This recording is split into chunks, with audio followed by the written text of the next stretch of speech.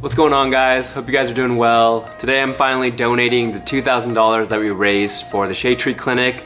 Just want to say a big thank you to you guys for all your support and just making this charity challenge such an amazing one. And I'm really blown away by how much you guys help contribute and help me raise money for this great organization. So again, thank you guys. As you guys can see, I'm on the website. I'm gonna go ahead and go to the donate link. Let's see, wait for it to load. All right. And coming over here to the donation, $2,000. Thank you guys again. We raised over $500 from the t-shirt orders and $1,500 from the just the donations from the GoFundMe. So thank you guys. And yeah, here we go, putting in my information.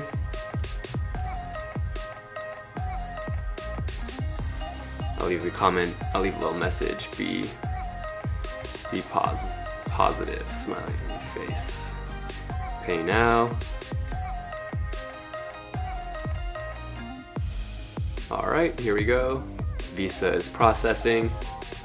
All right, there we go. Looks like we made the donation went through. So here's the email from the Shade Tree for completing the donation. Once again, thank you guys so much for making this such an amazing fundraiser. And I'm really thankful for your guys' continuous support, and hopefully we can do more of these charity challenges in the future. Again, all the hoodies and t-shirts on my website, a portion of those proceeds will be going to a charity. I am gonna be thinking up of a new charity for this next, I guess, cycle, next few months. So yeah, go ahead and get your shirts on my website, James Kim PA. I also have hoodies like I'm wearing. But again, thank you guys for making this charity challenge such an amazing one. $2,000 in 10 days. So we're Jamesies, aka Fresh Prince of Bel-Air's new roommates. Have any questions or like intimate questions about him, we will try to get them answered as soon as possible. We got this for you. We're gonna learn day by day, so we'll let you know if he's a freak or not.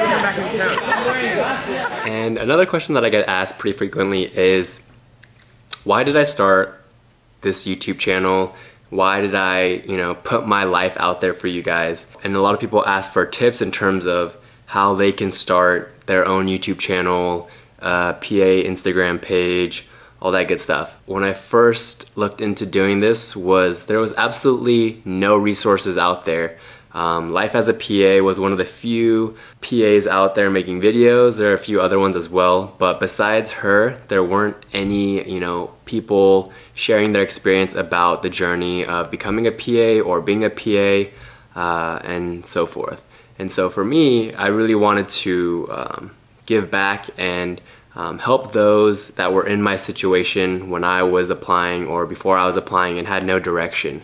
So with this YouTube channel, of course, I want to help you guys get into PA school, medical school, or whatever path that you're interested in. My goal for this channel isn't to convince you to choose the PA route, it's to help you choose the route that you think is best for you. And so you'll never see me, being crazy gung-ho about only the PA profession. I'm a huge advocate for the medical profession, the nursing profession, and pretty much every other healthcare provider out there.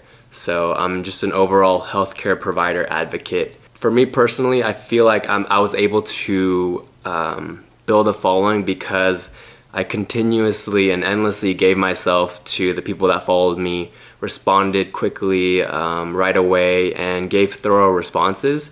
And my year when I was applying, I think I edited over 50 personal statements, and I would say around half of the students got into PA school. So that's really been amazing for me to follow their journey. But that has to be your main reason for doing this. It can't be just because everyone else is doing it, or you don't want to only just do it for the free stuff that you get offered, things like that. You want to do it because you genuinely enjoy helping people, and that kind of goes into the tips of being a social media influencer and building a following. Is you gotta continuously give back, and you gotta provide value. That's the biggest thing. You gotta provide value for the people that are watching your videos or liking your Instagram posts. You want them to get something out of that experience. When I started, I had no one following me. I barely had anyone on my YouTube channel and Instagram. but you know, just being consistent and providing value, even for those 1 to 2, 3 people that follow you, that's gonna be what's gonna help you to grow. And you know, they share your page and they share your YouTube, stuff like that. I still have a long ways to go in terms of growth for my YouTube as well as my Instagram. So that's why I'm continuing to do these questions within the vlogs to make the vlogs more worthwhile and worth watching for you guys. And you know, another tip is to really focus on people that are in the same boat as you, the same type of atmosphere, or you know, have the same goals as you for social media.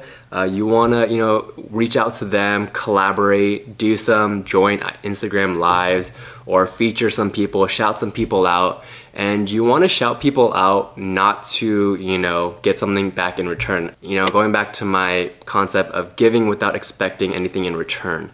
And for me, I think what helped grow my Instagram as well as my YouTube is that I continuously shouted out people that I felt were resourceful and valuable for others to know about, not so that they would shout me out.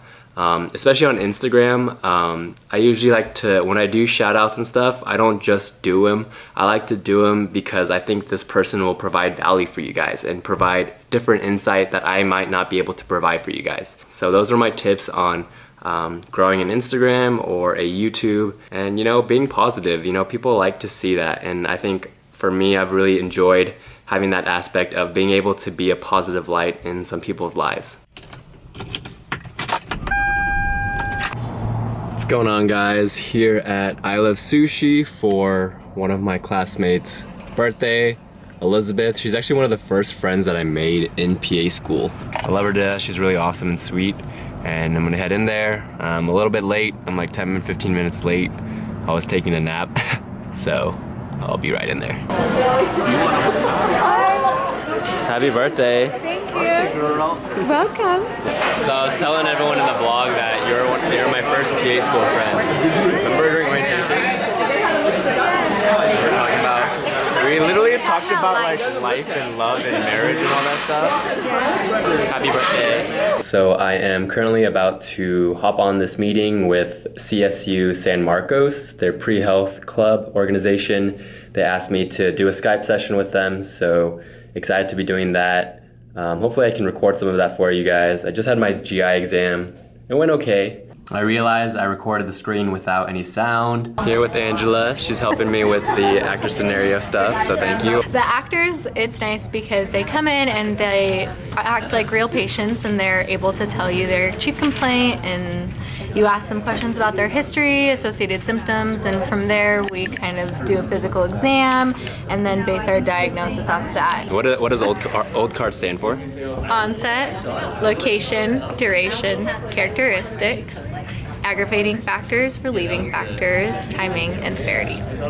Awesome. So if you guys are looking for a method to document someone's chief complaint, we like Oldcarts. I like Oldcarts as well. So there's also PQRS, which is another method, but Oldcarts is definitely reliable and you don't miss anything with that. Yeah. I just finished our clinical correlations actor scenario. I didn't finish my physical exam. I spent a little too much time focusing on, I guess, the HPI, the history of present illness, as well as the family and social history, which I don't think was as pertinent. For me, when I have these actor scenarios with, you know, these paid actors, I try my best to, you know, be genuine, and when you kind of rush through it, it's hard to be genuine. So that's a little bit of, I guess, my problem is I'm trying to be not too nice, but just amicable and friendly in the sense that I sometimes, you know, take a little bit longer than I should.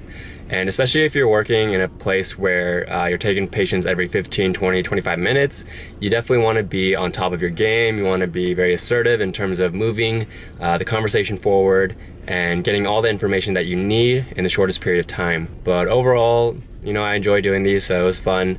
Pharm coming up, pharmacology exam coming up, so we're going to be studying for that, as well as for Heme Onc. We have an exam as well. So those are kind of the two exams coming up right now.